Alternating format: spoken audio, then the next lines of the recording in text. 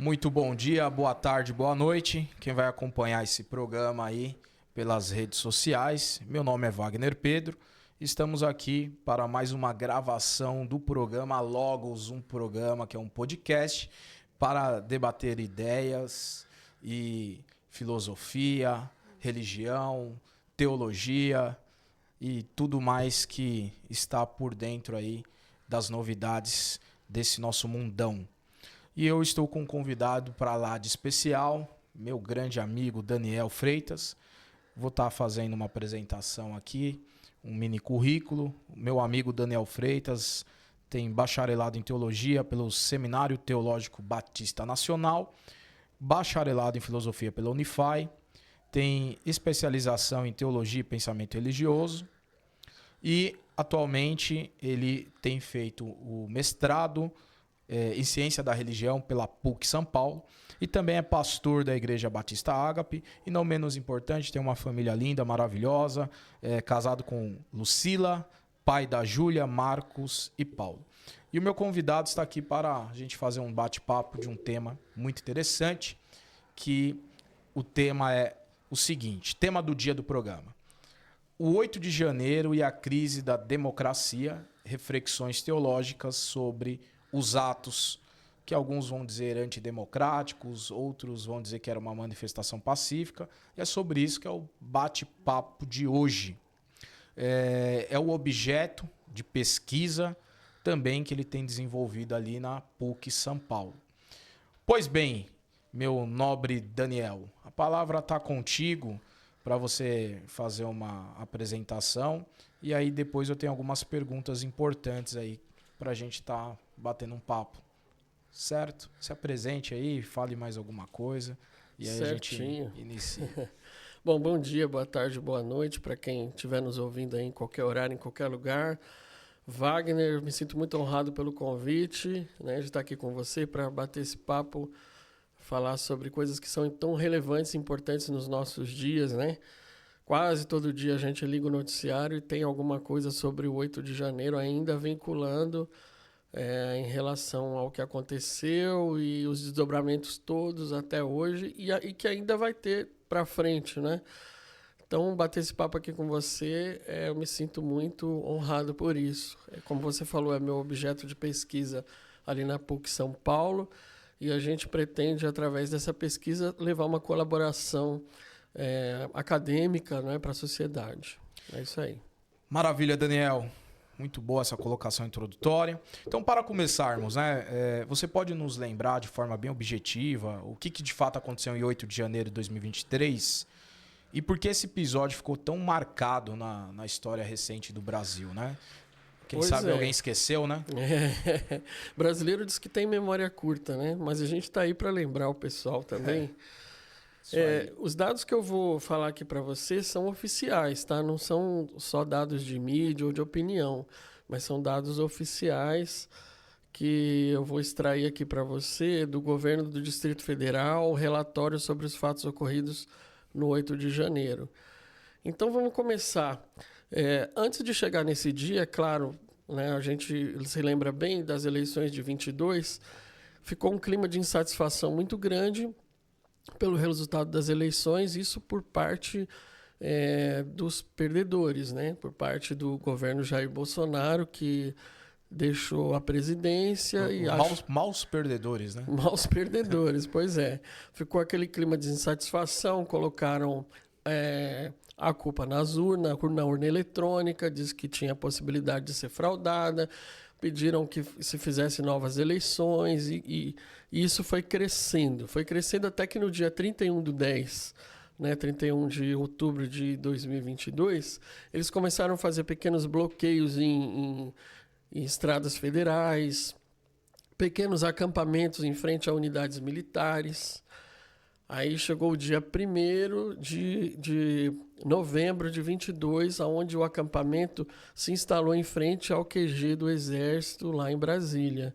Né? Começou a chegar vários grupos, caravanas, e se instalarem ali, e onde você podia ver barracas de lona sendo instaladas, tendas, uma estrutura assim considerável, né? Cozinha coletiva, tinha também banheiros químicos, até chuveiro quente tinha lá para o pessoal tomar banho, geradores de energia, placas solares, caminhão-palco com som, com carro de som, tudo instalado, serviço de internet, informação e doações, e geração e distribuição de energia para o pessoal recarregar celular, enfim, essas coisas todas.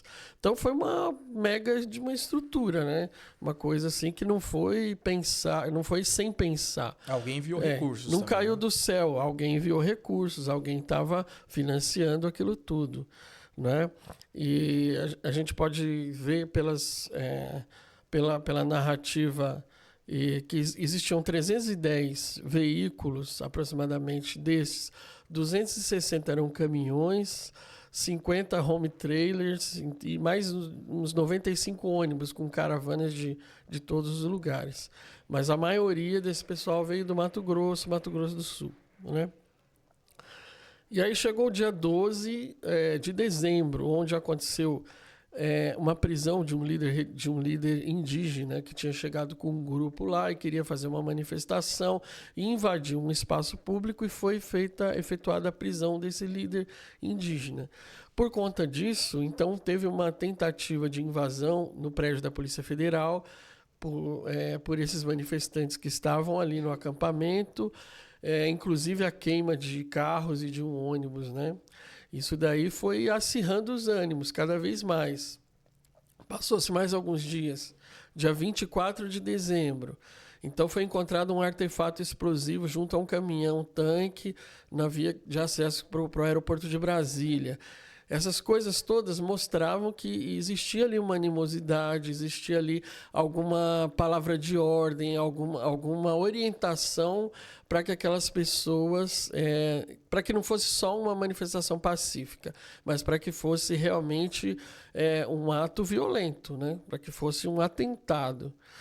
E aí a gente chega no dia 6 de janeiro, parece que vai acontecer uma desarticulação do acampamento. Eles começam a desmontar o acampamento, começam a desmontar as coisas, mas não era bem isso que estava acontecendo.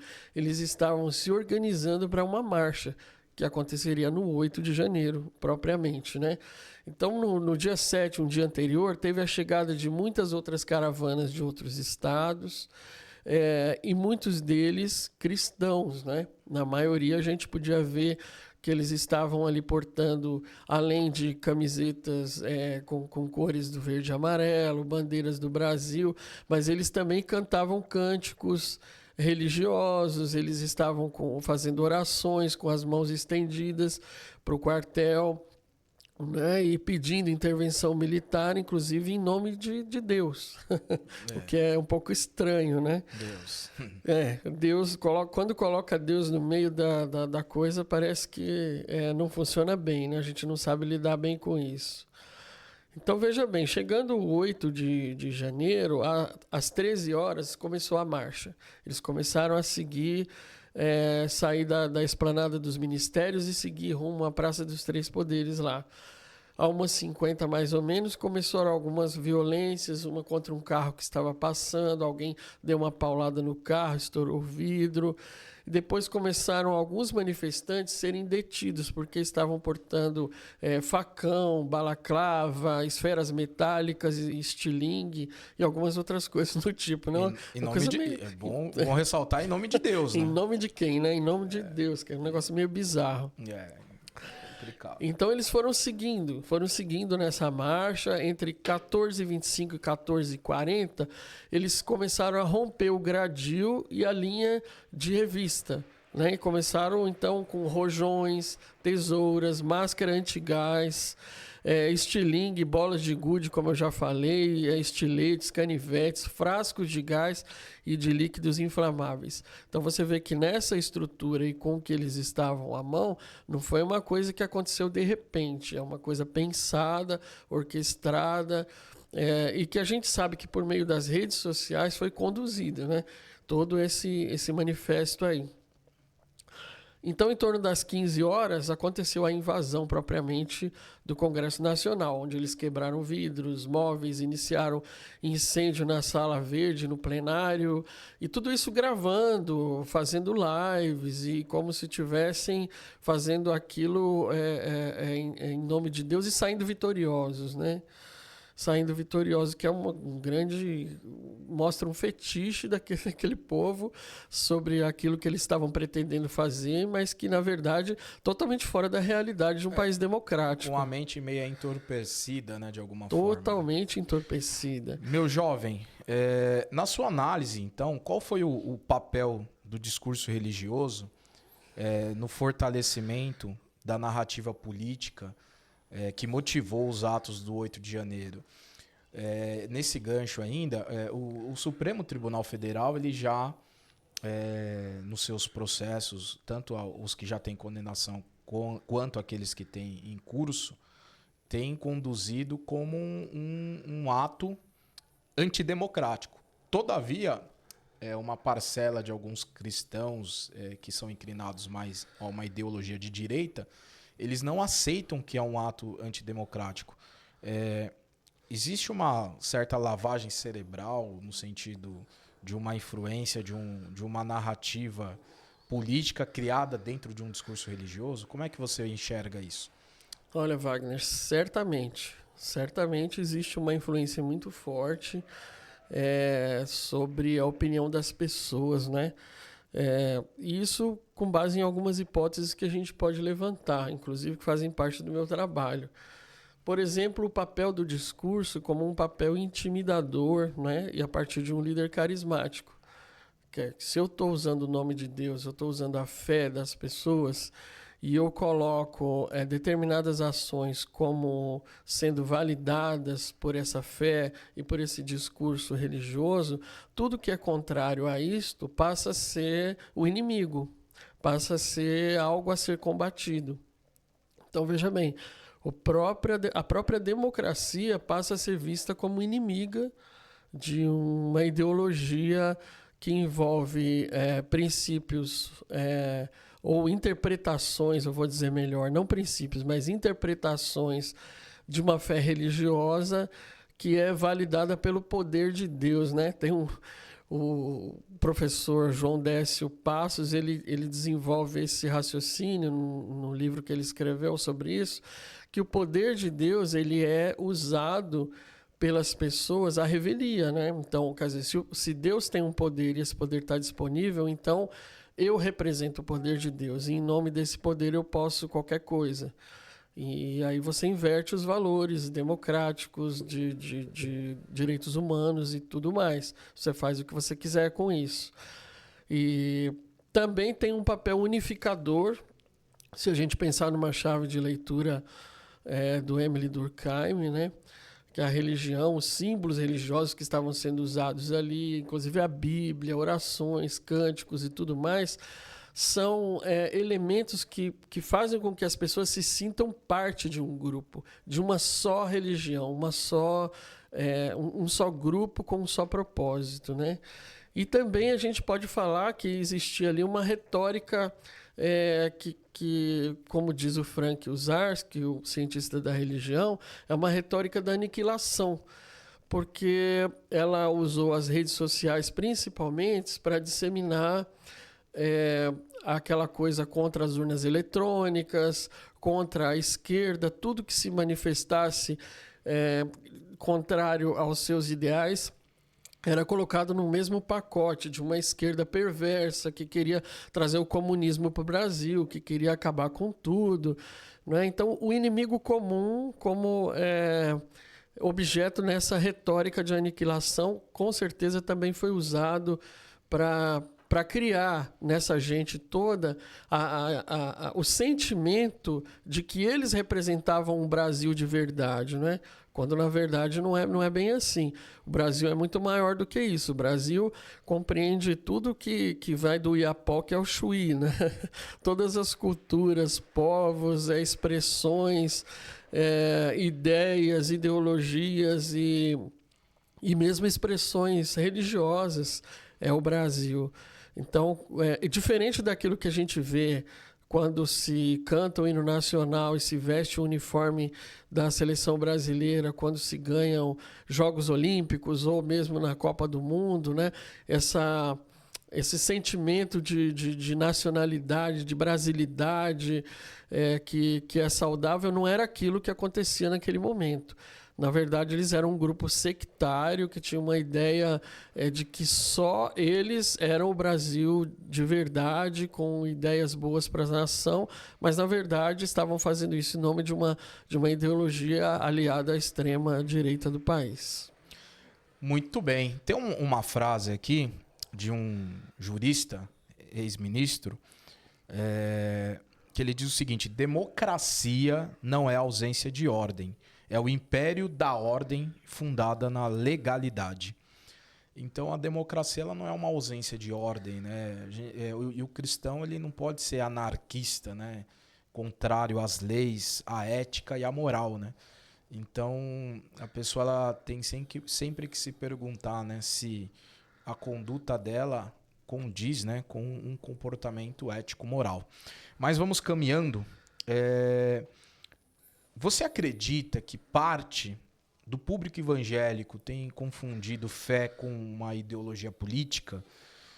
E como isso se manifestou nesse contexto desse episódio do 8 de janeiro? Olha, meu amigo, certamente existe uma confusão aí, e uma confusão que é bem importante de ser analisada, porque parte de uma falsa hermenêutica, né?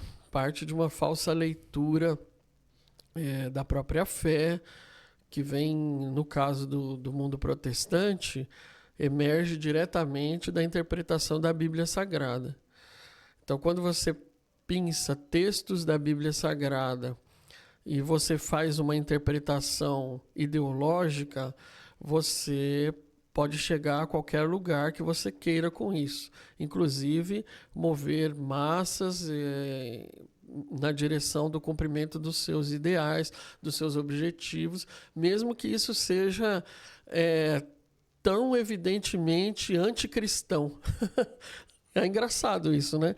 Porque são atos anticristãos na sua essência, porque se você analisa o cristianismo dos evangelhos, do Novo Testamento em especial, você percebe ali que é tudo em prol de uma harmonia, em prol da paz, em prol de você reconhecer o outro, de você crescer na alteridade, né? Ou seja, no encontro com o outro, você também se reconhece.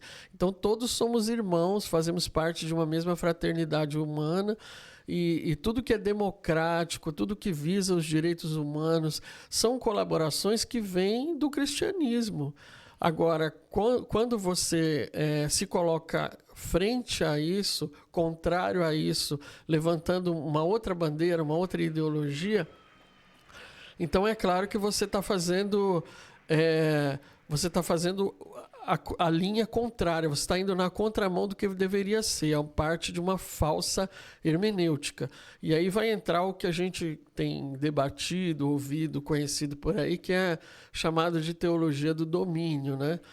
É uma teologia que surgiu nos Estados Unidos da América por volta dos anos 70 e que chegou até aqui, a América do Sul, e tem chegado a muitos lugares, com essa ideia de que a gente precisa dominar a sociedade através de setores, né? Você tem ali 7 setores que eles chamam de 7 montanhas, que você precisa dominar para que você consiga instaurar um reino de Deus, uma teocracia. Essa teologia do domínio é uma distorção da teologia cristã, né? Você estava dizendo sobre a conduta, né, do cristão. Isso aí é um outro cristianismo, mas não um cristianismo de Cristo, né? Exatamente. Que não tem lógica. Mas até pegando a questão do governo, houve críticas ao governo. Eu queria citar uma frase que eu acho interessante, que é de Godofredo da Silva Telles Júnior, que ele diz o seguinte: ilegítimo é o governo cheio de força e vazio de poder. Então, um governo legítimo, ele exerce poder. Sim. E isso faz parte de se manter um mínimo de ordem, né? E um verdadeiro cristão, ele está sujeito às autoridades constituídas pela República Federativa do país, que é o Brasil. E no nosso caso, desculpa interromper você, em se tratando de uma democracia, você sabe disso, né? Porque você é da área também do direito. A nossa Carta Magna é a Constituição, né? Exatamente. Então, qualquer que seja a conduta, mesmo do chefe da nação, que pisa fora da Constituição, é inadequada e tem que ser revista e é passível de impeachment, no caso. Eu acredito que essa polarização ela não tem nada a ver com o cristianismo.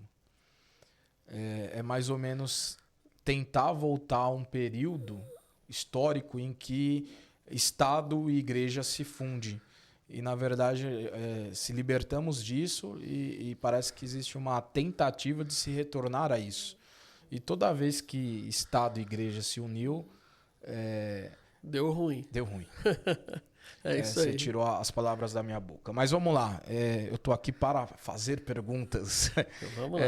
Caminhando aqui. Por que muitos cristãos, então, alguns, pode ser até sinceros, mas que estão aí, de repente, com a sua mente um pouco embaralhada, né? Acabam sendo atraídos, né? Ou engodados por discursos radicais... e acabam descartando posicionamentos mais equilibrados, né? E por sinal, a ética cristã é a moderação, né? O ethos do cristianismo é você ser uma pessoa equilibrada. Mas por que a gente vê pessoas tão desequilibradas e até apelando para atos violentos, inclusive? Bom, vamos colocar assim, eu acredito que existem duas coisas aí que a gente pode trabalhar. A primeira é que o pensamento crítico está em crise, né? As pessoas preferem comprar aquele pacotinho pronto, ideológico, de um influenciador digital qualquer, e aí ele sai repetindo as mesmas verdades e como se aquilo fosse a melhor coisa do mundo, né? Até pegando esse gancho, Daniel, desculpa te interromper, tem um doutor do Mackenzie lá em teologia que ele diz assim, Paulo Romeiro, ele diz assim, a igreja está mais propensa a sentir do que a pensar. É isso. Então, tá faltando o raciocínio, né? O pensar, né? Tá faltando pensar. A gente vive uma cultura da mediocridade, né? Quer dizer, você fica ali na coisa mediana e você não progride, não aprofunda nenhum assunto. Então esse é o grande problema da maioria da cristandade evangélica, pentecostal, não só os pentecostais, eu acho que os evangélicos de um modo geral e religiosos de um modo geral. A gente poderia falar que, a grosso modo, tem preguiça de pensar, de ler, de aprofundar assuntos. Então, esse é um ponto, porque que muita gente é levada por esses discursos aí, que estão aí. O outro ponto é a questão do negacionismo científico, não é? É mais fácil eu acreditar na receita da vovó do que acreditar naquilo que a ciência demorou 20, 30, 50 anos estudando e de repente chegou a alguma conclusão. Então esse negacionismo científico que também tem aí intenções por trás, né, de manter o status quo, de não querer que as coisas avancem em certo sentido, porque favorecem a economia daqui ou dali, também influencia nisso. Também as pessoas acabam aderindo a esse negacionismo e acabam sendo contra aquilo que a ciência tenta avançar, mas não consegue por conta desses freios da sociedade. Tem uma coisa interessante, tem uma turma que faz muito recortes, né? E publica no TikTok, publica no Reels, publica, enfim, story do Instagram, etc. Para querer validar atos como esse do 8 de janeiro. E são cortes ali e, de certa forma, manipulados. E uma coisa leva a outra, né? Tem um estudo que está crescendo que é chamado Brainrot, acho que é assim que pronuncia, Brainrot, né? Mas em tradução livre, em português, seria cérebro pobre, né? Ou podre. Cérebro podre. Que é um certo emburrecimento intelectual, porque você fica consumindo só coisas em camadas assim superficiais e não aprofunda temas. E um programa desse, com uma duração aí de 30, 40, uma hora de programa, não é todo mundo que para assistir. As pessoas querem assistir um conteúdo de 3 minutos. E aí, você entende que isso também leva a interpretações equivocadas? Quer dizer, o cara ele não sabe de fato o que aconteceu no 8 de janeiro. Ele pega um recorte que ele viu na rede social e ele fala que não, é uma perseguição, que isso? Tem pessoas presas? Como pode ter pessoas presas? Como se essas pessoas não tivessem a sua conduta ali e não tivessem tido um devido processo legal, né? Exatamente. Essa falta de profundidade nos assuntos leva as pessoas a ficar no raso das coisas. Hoje em dia as pessoas não leem mais um livro inteiro, elas male ouvem a opinião de alguém que leu um livro, se aquele livro é bom ou não, para ela ter a mesma opinião, só para isso, mas não para ela conhecer de fato o que o livro traz como conhecimento, né, geral. Então isso, se a gente levar ao limite, a limite de tudo, as pessoas vivem muito num pragmatismo onde eu só vou fazer o que dá certo pro momento. Nada mais do que isso. Inclusive, esse programa nosso aqui, a ideia é você dialogar, né? Claro. Mas muito comum, de repente, surgir um hater e criticar, alguém pode ser superficial ao ponto de dizer os esquerdistas, e aqui a gente não está defendendo uma ideologia de esquerda, direita, nem a gente está fazendo uma análise do que aconteceu em 8 de janeiro. E as pessoas elas não conseguem ter esse senso crítico. Exatamente. De ver além do véu, né? E falar, não, peraí, o que tem por detrás disso? Mas vamos lá, caminhando aqui, uma pergunta bem interessante também. A Bíblia, ela foi usada de forma simbólica, né, por alguns envolvidos nesses atos, que, segundo o STF, são atos antidemocráticos. Como você enxerga o uso indevido da fé cristã nesse tipo de movimento político? E dentro disso, a gente vê que teve manifestações depois na Paulista e tudo mais, e pegaram algumas bíblias, encaparam com o camuflado do exército, né? E colocaram lá Bíblia Patriota. E estavam comercializando. Quer dizer, estão misturando a Bíblia, que é um livro que para muitas pessoas um livro sagrado, um livro inspirado por Deus, etc. Então, quer dizer, estão dando uma roupagem totalmente politizada, mas dentro de um viés de uma ideologia X. Como você vê isso? Olha, acho que a pergunta que a gente deve fazer é: a religião ela deve pautar a política? Né? Boa pergunta. Se a resposta é sim, então a gente vai ter que validar os atos do 8 de janeiro. Mas, na verdade, a nossa vida religiosa faz parte também da vida civil, mas ela não tem que pautar a política, né? No sentido de, por exemplo, eu sou um pastor e eu vou usar o meu título de pastor para me promover politicamente. Eu acho que o erro já começa aí. Usar a tribuna de uma cátedra, de uma igreja e tal, para fazer palanque eleitoreiro. Transformar o púlpito da igreja num palanque político.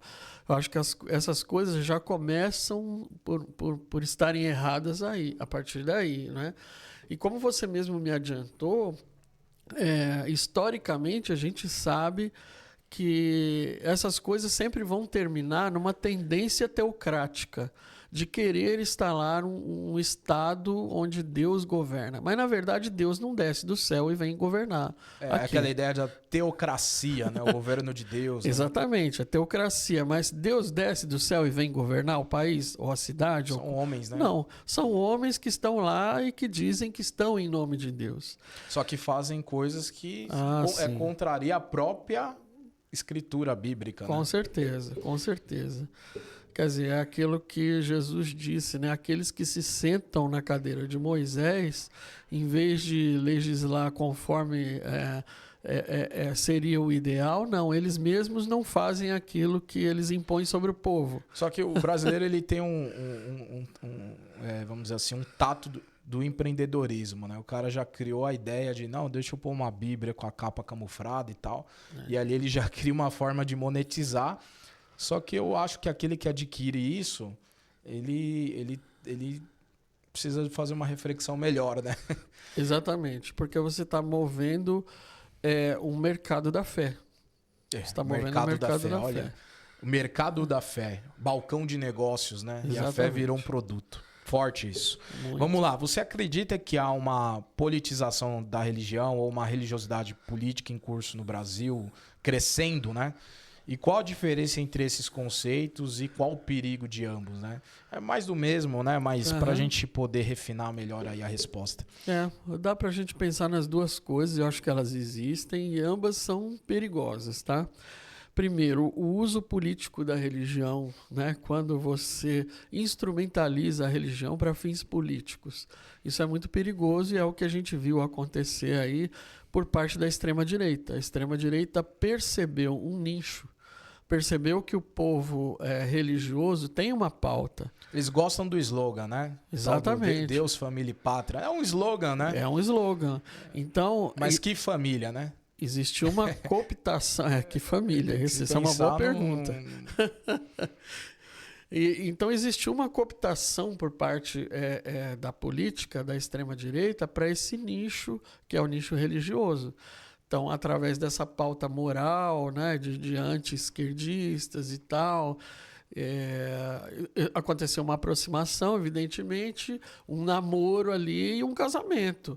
E agora os dois andam de braços dados e seguem juntos a sua lua de mel, que foi meio frustrada no 8 de janeiro. Né? Tem gente sendo presa aí até hoje. Verdade.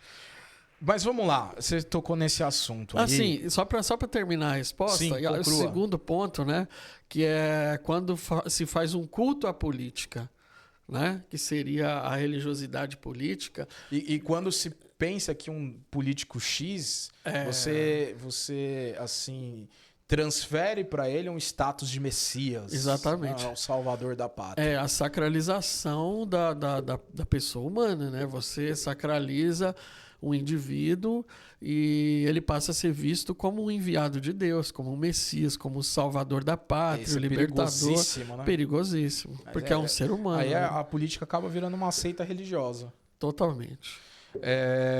Mas, pegando um gancho de uma das suas falas, é possível, então, o ser cristão engajado, né, politicamente, sem ser partidarista, ou cair no radicalismo, ou não sendo polarizado, não, eu tenho que ser de direita, eu tenho que ser de esquerda. Como equilibrar essa questão? E dentro disso, né, a pergunta que não quer calar, é possível um cristão de esquerda? Que essa é a grande discussão teológica, né, que tem nas redes sociais. Sim. Para o entristecimento de grande parte aí dos cristãos evangélicos, sim, é possível um cristão ser de esquerda, ou ser de direita, ou ser de centro, ser um democrata, enfim.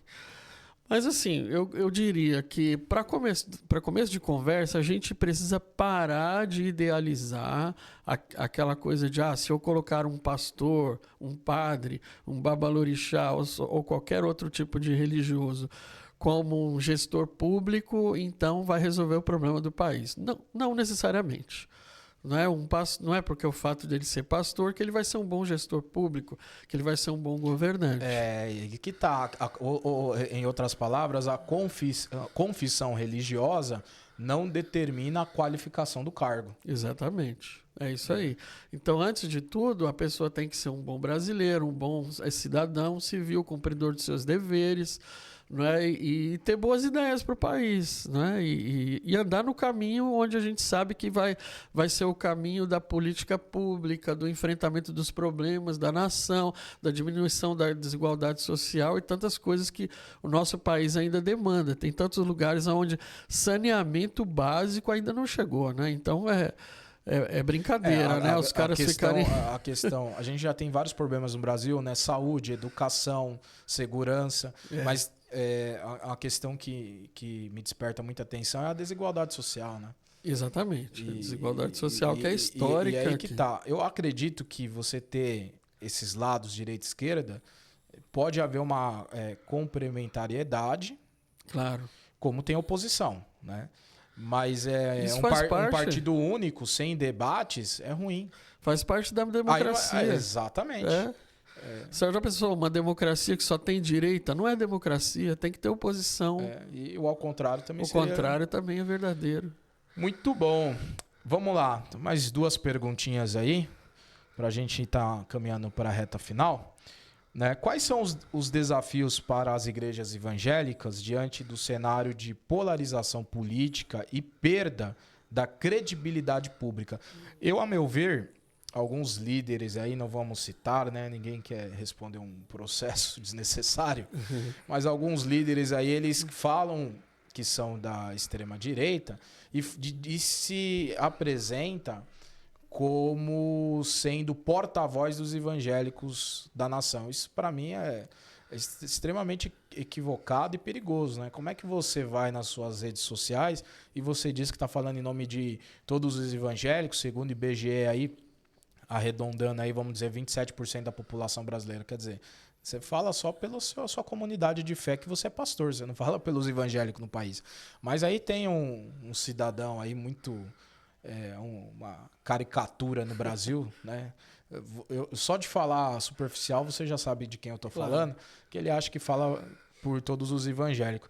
E isso tem, no meu modo de pensar, feito a perda da credibilidade pública da igreja. Né? A igreja como instituição, a igreja evangélica, sobretudo aqui, estou aqui enfatizando, acaba perdendo a credibilidade, né? Não sei, o que você acha, Daniel? Eu acho que sim, ela perde a credibilidade, mas os desafios para essa igreja, eu diria assim, tem uma musiquinha dos anos 90, final dos anos 80, começo dos anos 90, de um grupo chamado Rebanhão, acho que você deve conhecer. Bons tempos. Assim, quero voltar ao primeiro amor. Então, acho que a igreja evangélica precisa olhar, né, para a igreja neotestamentária, olhar para aquela igreja do livro de Atos, capítulo 2, e tentar enxergar ali onde foi que ela se perdeu no caminho, o que ela deixou escapar e qual o caminho de retorno que ela pode fazer para aquela essência essa eu te respondo. Na verdade, eu respondo para o nosso espectador aí, internauta. A igreja se perdeu quando deixou de amar o pobre para amar o poder. É isso aí.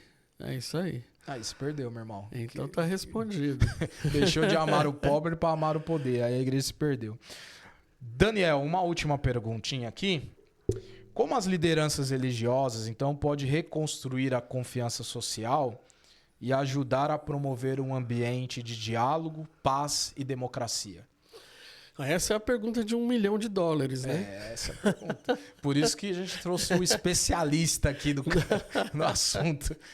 Olha só, eu acho que não existe uma receita pronta, mas existem princípios bíblicos, neotestamentários, pautados numa teologia equilibrada, que pensa nos valores do que Cristo deixou para a sua igreja e do que a igreja do primeiro século viveu na sua experiência de fé e que podem ser resgatadas hoje em dia.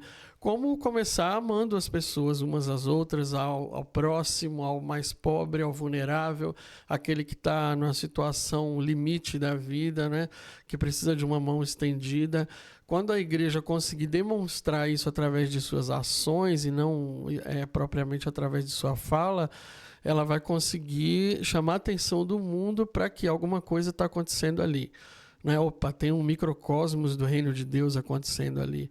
Não é politicamente engajada, mas é colocada como resposta de oração das pessoas para a resolução de problemas de fato, né? Problemas que estão aí. Problemas familiares, problemas de falta de oportunidade. E a igreja pode criar pontes nesse sentido, né? Pode fazer com que as pessoas conheçam as oportunidades e os seus direitos, porque muita gente não conhece nem os seus direitos. Então a igreja pode levar isso de uma forma mais afirmativa, de uma forma mais que traga as pessoas para junto dela e façam com que elas participem desse todo que é a sociedade brasileira, né? E elas possam desfrutar não só dos seus direitos, mas também das oportunidades que aparecem por aí. Maravilha, Daniel. Vamos fazer o seguinte, já deu o nosso horário. Eu gostaria que você fizesse uma consideração final, deixasse aí uma mensagem para o nosso espectador, o nosso internauta. E você deixa seus contatos, se você quiser convidar aí as pessoas da internet a conhecer mais do seu trabalho ministerial, a conhecer a sua comunidade de fé, você pode passar as redes sociais, o endereço, fica à vontade. Bom, eu queria deixar aqui como mensagem que a gente possa olhar para si mesmo, repensar os nossos valores a partir daquilo que a gente tem vivenciado na nossa comunidade de fé. Se você é um cristão, né?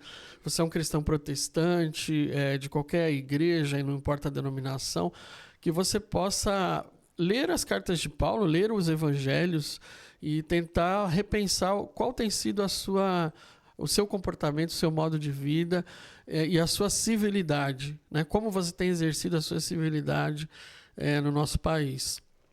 Isso já é um ponto muito importante, fundamental. Se todo mundo fizer isso, com certeza o mundo evangélico vai começar a mudar e mudar para melhor.